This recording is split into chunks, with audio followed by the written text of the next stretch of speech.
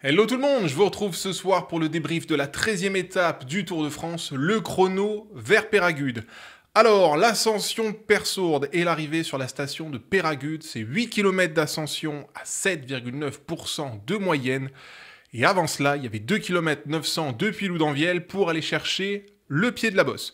Au global, ça nous faisait donc un chrono de 10 km 900, en sachant que les dernières rampes vers la station, c'était du très solide. On avait un kilomètre à 9% de moyenne de 3 à 2 km de la ligne et le dernier kilomètre à 13% de moyenne avec des passages max autour de 16%. Il fallait donc gérer impérativement son effort en début de parcours et en garder un petit peu sous la pédale pour la fin. Et c'était bien évidemment un exercice de pur grimpeur. Pour la victoire d'étape, il n'y avait aucun suspense aujourd'hui après la démonstration de Pogačar hier. A priori, on pouvait également s'attendre à ce que Vingegaard soit deuxième de l'étape à une trentaine de secondes du Slovène. Et puis derrière, ça allait être très intéressant. Le podium et le top 5 se jouaient en partie sur cette étape et Evenepoel, Lipovic, Oscar Hindley, Johannessen et Vauquelin avaient de très belles choses à faire aujourd'hui. En bref, on devait retrouver en haut du classement de ce chrono les mêmes bonhommes qui étaient à l'avant sur les pentes d'Otakam hier. Ok, les meilleurs du général, le top 10 s'était lancé entre 16h30 et 17h. Et effectivement, très logiquement, ce sont ces gars-là qu'on va retrouver à l'avant des deux intermédiaires et sur la ligne. Alors, avant ça, avant qu'on check un petit peu les inters ensemble, petit mot côté matériel sur les 10 premiers du classement général. 4 coureurs sont partis avec un vélo de chrono. Jonas Vingegaard, Remco Evenepoel et les deux coureurs Red Bull, Florian Lipovic et Primož Roglič. Je ne dis pas que ça aura énormément changé la donne sur ce chrono, c'est surtout les jambes qui ont parlé au-delà du matériel. Mais on le verra avec le classement d'étapes du jour et les temps sur la ligne. Ceux qui auront utilisé un vélo de chrono, c'était pas non plus une mauvaise idée. C'est vrai qu'au départ, je m'étais dit, c'est complètement con de partir avec un vélo de chrono pour arriver dans la montagne et être sur des vitesses moyennes autour de 20-25. Le vélo de chrono ne devrait pas avoir beaucoup d'importance. Et pourtant, ceux qui auront fait 2, 3 et 4 aujourd'hui auront utilisé un vélo de chrono. À noter, Pogačar, vélo classique. Alors, pour les intermédiaires, on avait donc un premier intermédiaire au kilomètre 4, c'était après un tout petit kilomètre d'ascension de Persourde. Et sur ce premier intermédiaire, j'allais dire surprise, petite surprise au vu du matériel justement, cette partie-là, ce premier intermédiaire, aurait dû être à l'avantage des mecs qui étaient partis avec un vélo de chrono, plus aéro. Et pourtant, au premier intermédiaire, eh bien, c'est Tadej Pogačar qui est venu chercher le meilleur temps avec un temps de 5,28. Ça, je pense que ça a quand même été une petite clim pour ceux qui sont partis avec un vélo de chrono et surtout pour Remco, qui est théoriquement le plus fort sur cet exercice-là, mais on peut voir qu'après 12 jours de course, Remco, c'était peut-être déjà pas ça dès le premier intermédiaire. Les petites pastilles rouges là, sur le truc que je suis en train de vous montrer à l'écran, c'est bien évidemment les membres du top 10 du général. On voit que dans les 7 premières places, on a 7 gars qui sont dans les 10 du général, bien évidemment. Manque à l'appel Tobias Johannessen, qui s'est un petit peu loupé aujourd'hui, même si je pense que ce n'était pas un chrono à l'avantage de Johannessen. Je m'expliquerai un peu plus loin. Oscar Hindley, qui est parti prudemment. Chrono très intelligent de la part du Britannique, vous le verrez au fur et à mesure des intermédiaires. Et manque donc dans les 10, dans ce top 20, Félix Gall. Félix Gall, mais ça, c'était totalement attendu parce que Félix Gall est, j'allais dire, très mauvais. N'est pas bon en chrono. Ce premier intermédiaire ne lui convenait pas. Par contre, vous le verrez là encore sur les inters 2 et sur la ligne d'arrivée qui correspondait au profil de grimpeur de Félix Gall. Là, l'Autrichien s'est rattrapé et aura bien fini. Ok, le deuxième intermédiaire, c'était au kilomètre 7,6, donc à 3 km 300 de l'arrivée. On était à peu près à mi-pente de Persourde et c'était juste avant les plus gros pourcentages. Là, on a commencé l'ascension pour de bon, on le voit, les écarts commencent à devenir abyssales entre Pogačar et le reste de la concurrence, et même entre Vingegaard et le reste de la concurrence. Première grosse surprise pour moi à ce deuxième inter, c'est de voir Primož Roglič, troisième à 52 secondes, certes, de Pogačar, mais troisième quand même, et avec déjà près de presque 30 secondes d'avance sur Remco Evenepoel. Il m'aura véritablement impressionné et ce deuxième inter était là déjà pour montrer que la tendance était tout à fait à l'avantage du Slovène. Il devançait à ce moment-là son collègue Florian Lipovic de 8-9 secondes à peu près. Et premier constat qu'on peut faire par rapport à l'emploi du matériel, c'est que Jonas Vingegaard, Primož Roglič et Florian Lipovic, qui roulaient donc avec un vélo de chrono, sont déjà en avance et n'ont pas perdu de temps par rapport à des mecs qui ont utilisé un vélo de montagne, comme Matteo Jorgensen, Oscar Handley, Kevin Vauquelin, Félix Gall. Félix Gall qui commence d'ailleurs à remonter petit à petit au classement. Il n'était pas dans les vents au premier inter, désormais il est 13e. Et on voit que pour Johannessen, c'est toujours aussi compliqué. Il était 11e au premier intermédiaire. Le voilà désormais 16e. Le Norvégien perd du temps en début d'ascension. Ouais, pas très bonne journée pour Johannessen. Quoi qu'il en soit, Remco Evenepoel commençait déjà à perdre du temps sur ce deuxième intermédiaire. Pas dans des proportions dingues, quoi qu'il avait près de 30 secondes quand même de retard sur Roglič à ce deuxième intermédiaire. Mais ça allait encore à peu près pour Remco Evenepoel. On va le voir, la suite aura été plus compliquée. Après ce deuxième intermédiaire, on avait donc terminé avec la première moitié d'ascension de Persourde. Et du deuxième intermédiaire à la ligne d'arrivée, restait donc 3 km 300. Et on allait arriver là dans des pourcentages très forts. Plus de 9% entre le kilomètre 3 et le kilomètre 2 par rapport à la ligne d'arrivée. En sachant que les dernières rampes étaient dingue. L'altiport de Peyragudes, ouais, c'est une grosse rampe. Hein. C'est 16% de moyenne à peu près. Donc, c'est là que tout allait se jouer. Et encore une fois, il était primordial de ne pas être parti trop vite.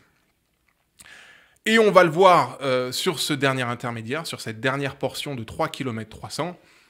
Pogačar va confirmer l'avantage qu'il avait sur tous ses adversaires, et notamment sur Vingegaard.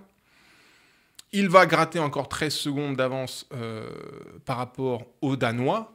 Primož Roglič va encore perdre près de 30 secondes sur Pogačar sur ses 3 derniers kilomètres. Ça fait quand même 10 secondes au kilomètre, ça fait beaucoup. Mais on s'en doutait, hein, avec la performance qu'avait fait Pogačar hier. On se doutait que Tadej allait mettre un monde à ses adversaires directs en dehors de Jonas Vingegaard. Et là, les écarts deviennent très importants. Si on regarde, par exemple, les écarts à l'arrivée entre Roglič et Lipovic, et si on fait le comparatif avec le deuxième intermédiaire, Lipovic avait 10 secondes de retard sur Roglič au deuxième inter. À l'arrivée, Lipovic a 36 secondes de retard sur Roglič. Donc, excellente performance de Roglič et bonne performance de Lipovic au global par rapport à ses adversaires. Par contre, Lipovic sera calé dans les derniers kilomètres. Ça aura été très dur. Peut-être que l'Allemand sera parti trop vite. Si c'est le cas, c'est pas sur la partie plane au début parce qu'il n'est que 7e temps. C'est bien sur la première moitié d'ascension parce qu'il est dans l'allure, il accélère même. Et puis après, il coince un petit peu, termine quand même 4e à l'arrivée. Et ça reste dans l'ensemble une très bonne performance de Lipovic. En retrait quand même par rapport à son coéquipier Roglič qui aura fait une ascension incroyable. Mais en avance sur toute la concurrence et sur ses adversaires principaux. Son adversaire principal pour le podium étant bien évidemment Remco Evenepoel. Et là, on va parler du Belge. C'est très bien au premier inter. Deuxième, bien sûr, à 4 secondes de Pogačar, qui est sur un vélo, qui n'est pas sur un vélo de chrono. Donc ça, c'était quand même bizarre, mais je passe. On sent que ça devient difficile pour Remco qui perd presque 1 minute. 1 minute 20. Entre 1 minute 10, 1 minute 20 sur Pogačar, sur la première ascension, sur la première moitié d'ascension, de Persourde. Par contre, la fin d'ascension de Remco, c'est une galère totale. Et on peut donc se poser la question, autant Remco est très à l'aise sur un vélo de chrono, sur du plat, c'est d'ailleurs le meilleur au monde et de très loin, autant l'emploi du vélo de chrono dans les ascensions où il faut pouvoir respirer, on sait que Remco Evenepoel, c'est quelqu'un qui monte plutôt droit, buste bien droit, contrairement au vélo de chrono où il est très ramassé, où il peut respirer. Je n'étais pas convaincu en vérité de l'emploi du vélo de chrono pour Remco au départ de ce chrono. La deuxième partie d'ascension l'aura montré, il n'était pas du tout à l'aise. En plus, son matériel aura déconné dans le final. Bref, il n'y avait rien qui fonctionnait pour Evenepoel, ni le matériel, ni les jambes aujourd'hui. Et à l'arrivée, alors qu'il était 2e temps au premier intermédiaire et 5e temps au deuxième intermédiaire, eh bien, il n'est que 12e, même pas dans le top 10. Et je vous mets les petites pastilles des 10 gars qui étaient en tête du général ce matin. Evenepoel n'est que 9e. Il est devancé par absolument tout le monde en dehors de Tobias Johannessen. Donc la journée de Remco aura été désastreuse. Oui, désastreuse, on peut le dire. Il perd 2,40 sur Pogacar et surtout, il perd du temps sur tous ses adversaires. Et pour quelqu'un qui est ce soir 3e du général, la tendance est extrêmement mauvaise pour ce qui reste du Tour. Je rappelle qu'il reste désormais 5 étapes de haute montagne, une dans les Pyrénées, le Ventoux, et 3 étapes alpestres. Donc ça sent quand même bien le bouillon pour le Belge. Je ne sais pas comment il va se refaire une cerise d'ici la fin du Tour, ça me paraît bien compliqué. Et c'est somme toute surprenant par rapport au Tour de France que nous avait fait Remco l'an dernier. Cette année, Remco Evenepoel n'est pas du tout dans l'allure. Ce chrono est là pour confirmer la mauvaise tendance qui avait déjà été montrée hier dans les pentes du Soulor. Donc, ça sent quand même très bon pour Lipovic, qui est ce soir le mieux en place, je dirais, on le verra avec le classement général, pour aller chercher la 3e place et pour aller chercher, bien évidemment, le maillot blanc au détriment de Remco Evenepoel. Si on regarde les temps à l'arrivée, Pogacar loin devant comme attendu, Vingegaard à 36 secondes de Pogacar dans des proportions attendues également. Petit point sur Vingegaard quand même, je reviens un petit peu sur le matériel. L'emploi du casque aéro, là c'est des gains extra marginaux. Hein. Je suis pas sûr, je me demande même si ça aurait pas été mieux pour Vingegaard d'être parti avec un casque plus classique, laisser de côté un petit peu l'aéro et privilégier le confort. Le chrono est bon, donc c'est peut-être pas la peine de revenir là-dessus, mais c'était quand même très bizarre, surtout que Vingegaard, contrairement à Roglic et Lipovic, n'aura pas fait toute l'ascension sur les prolongateurs. Si vous regardez Lipovic et Roglic au passage du 2e intermédiaire, les deux coureurs Red Bull font très attention d'être bien à l'aéro. Là où Vingegaard est main sur les cocottes, un peu plus droit. Le seul moment où les deux coureurs Red Bull n'auront pas utilisé les prolongateurs, ça aura été bien évidemment dans la dernière rampe. Donc voilà, très curieux choix. Mais encore une fois, Vingegaard 2, Roglic 3, Lipovic 4, ils auront utilisé le vélo de chrono et ça aura bien fonctionné comparativement à l'adversité. Le chrono de Luc Plapp aura été très intéressant aujourd'hui. Et quelque chose qui me fait dire aussi que Lipovic aura galéré dans le final aujourd'hui, c'est que Lipovic avait près de 24 secondes d'avance sur Luc Plapp à mi-ascension au 2e intermédiaire. Et bien à l'arrivée, regardez, il n'a plus que 2 secondes d'avance sur Luc Plapp. Donc Lipovic a quand même bien galéré dans les derniers mètres. Heureusement, je vais dire heureusement qu'il n'y avait pas un kilomètre supplémentaire. Il aurait géré bien évidemment son effort en conséquence, mais on sent que Lipovic a fini un petit peu sur la corde raide, là où Pogacar, Vingegaard et Roglic auront très bien fini. Vingegaard profitant d'ailleurs d'avoir eu en point de mire Remco Evenepoel dans les derniers mètres. Ça lui aura permis de s'être arraché davantage dans les 250 derniers mètres et d'aller gratter, et d'être allé gratter en conséquence quelques petites secondes. Ça ne change pas grand-chose par rapport à Pogacar qui était au-dessus du lot, mais ça change des choses, notamment par rapport à Lipovic. Lipovic, dont certains pensaient qu'il pouvait être une menace pour Vingegaard quant à la 2e place du général. On le voit hein, sur l'ascension sèche de Péragude. Hein, Lipovic perd près de 1,20 sur Vingegaard. Donc non, je pense que Vingegaard tient très bien sa 2e place du général. Et que pour tous les autres, oui, ça devrait jouer le podium, mais ce soir, Lipovic est le mieux en place pour aller chercher cette 3e place du général. Et en plus, Roglic semble monter gentiment en puissance. Ouais. Pour tous les autres, ça dit quoi? Matteo Jorgensen, c'est un petit peu mieux aujourd'hui comparativement à hier. 6e à 2,02 ce soir. Félix Gall, il aura gratté des places au fur et à mesure, mais j'aurais quand même pensé qu'il aurait été à un meilleur niveau. Il termine à 2,22 de Pogacar. Kevin Vauquelin, 2,35. Lui, à l'image de Lipovic, le final aurait été difficile. 1,33 au 2e inter par rapport à Pogacar. 2,35 à l'arrivée. Ah, il s'en sort bien. Hein.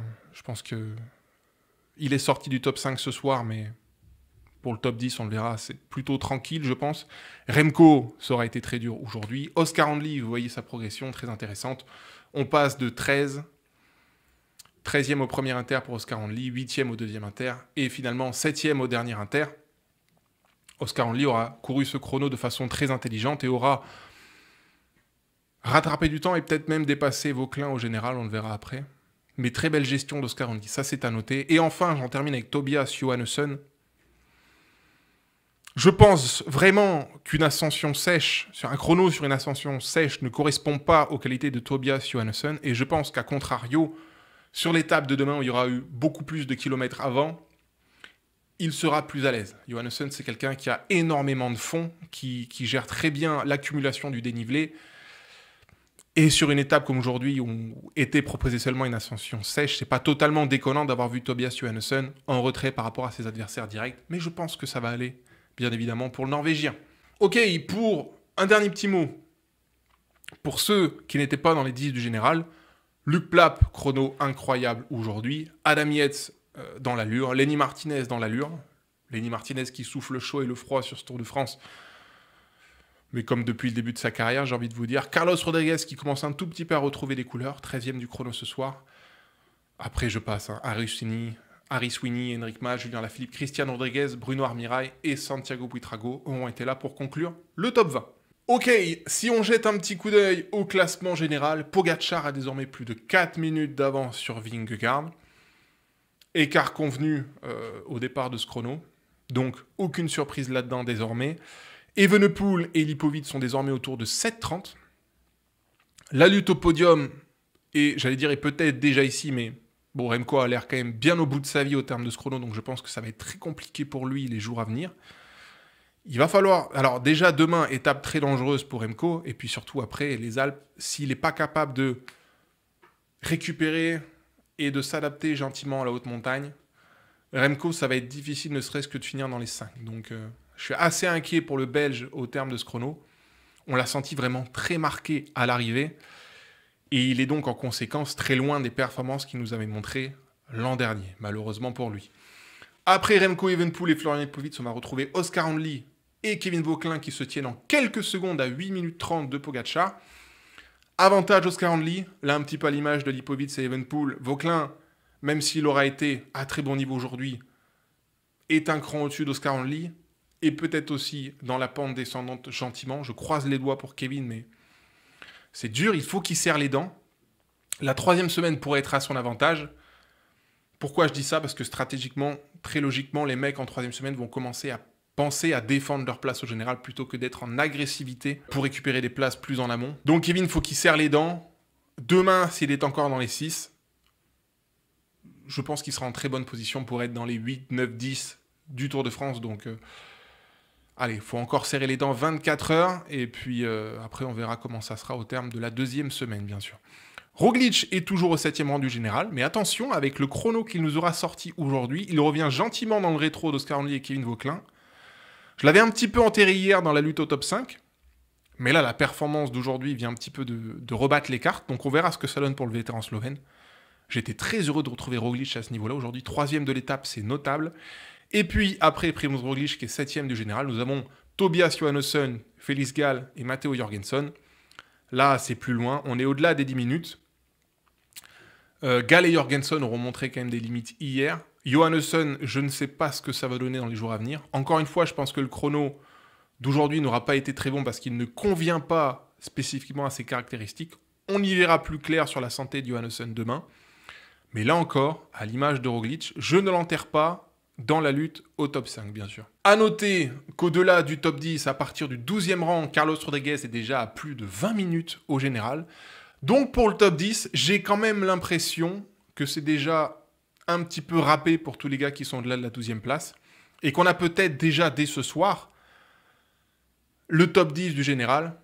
S'il n'y a pas d'accident, les 10 gars que nous avons ce soir au général seront très potentiellement les 10 gars en tête du général au terme du Tour de France. Bon, la seule règle, c'est bien évidemment de ne pas exploser dans toutes les étapes de haute montagne qu'il va rester. Ok, bon, c'est tout pour le débrief de cette étape, de ce chrono de Persourde, slash Altiport de Péragude. Demain, dernière étape pyrénéenne, ce sera l'étape reine des Pyrénées. Nous avons 182 km, 5000 mètres de dénivelé, 4 ascensions, Tourmalet, Aspin, Persourde et Luchon-Super-Bagnères. Sur le papier, ça devrait être une étape de folie. Maintenant, qu'attendre de cette étape? Il y aura de la bagarre, bien évidemment, mais la question principale, ça va être est-ce que les échappés vont avoir une chance sur cette étape? La règle, vous la connaissez maintenant depuis le départ de ce tour et depuis quelques années maintenant sur le Tour de France. L'échappé a une chance si Visma et UAE ne font pas de grandes manœuvres derrière. Si Visma veut bouger Pogacar, s'ils y croient encore, bien sûr, il faudra envoyer du Tige Benoît ou du Wout van Aert à l'avant dans la première partie qui est plate, donc avant l'ascension du Tourmalet. Ça, c'est pour le cas Visma. Si on voit Van Aert et Benoît se bouger en début d'étape, on peut se dire peut-être que Vingegaard va attaquer Pogacar. L'autre solution, si Pogacar veut encore une étape, même s'il en a déjà 4 maintenant sur ce Tour de France, eh bien, nous pourrions voir demain un train UAE très logiquement se mettre en place à partir du pied du Tourmalet, peut-être même avant pour contenir l'échappée, pour qu'elle ne parte pas trop loin. Et à partir de là, si Pogacar veut l'étape, j'ai envie de vous dire, il n'y aura rien à faire. Ça dépendra, bien évidemment, pas des jambes de Pogacar qui sont au-dessus du lot, mais ça va dépendre de la qualité des équipiers de Pogacar. Et là-dessus, j'ai plutôt tendance à ne pas trop me faire de soucis. Tim Wellens et Jonathan Narvaez marchent l'eau depuis le début du tour. Pavel Sivakov récupère gentiment de sa bronchite. Adam Yates a bien répondu présent hier, même s'il n'aura pas été un énorme soutien aux côtés de Pogacar. Adam Yates aura bien répondu aujourd'hui sur le chrono. Donc les forces sont là chez UAE. Encore une fois, si Pogacar veut l'étape, aucune chance pour l'échapper. Et j'ai même envie de vous dire, aucune chance pour les autres prétendants du général. Voilà, quoi qu'il en soit, les échappés devront tenter. De toute façon, au pire, s'il n'y a pas l'opportunité de jouer l'étape demain, il y aura des très gros points de la montagne à faire, dans le Tourmalet déjà, qui est un col hors catégorie, 20 points. Dans l'Aspin, deuxième catégorie, 5 points. Et dans Persourde, col de première catégorie, 10 points. Super Bannière est un col hors catégorie. Là encore, il y aura des gros points à aller chercher, qui seront très certainement pour Pogacar si UAE décide de jouer l'étape. Voilà, allez, je vous laisse ici. Je vous dis à demain pour le débrief de la 14e étape qui promet beaucoup de spectacles. Dans l'échappée, à coup sûr. Et dans le groupe favori, encore une fois, le spectacle dépendra bien sûr des ambitions des uns et des autres, Visma et UAE en tête. Je vous laisse ici. Prenez soin de vous. Très bonne soirée. Bye bye!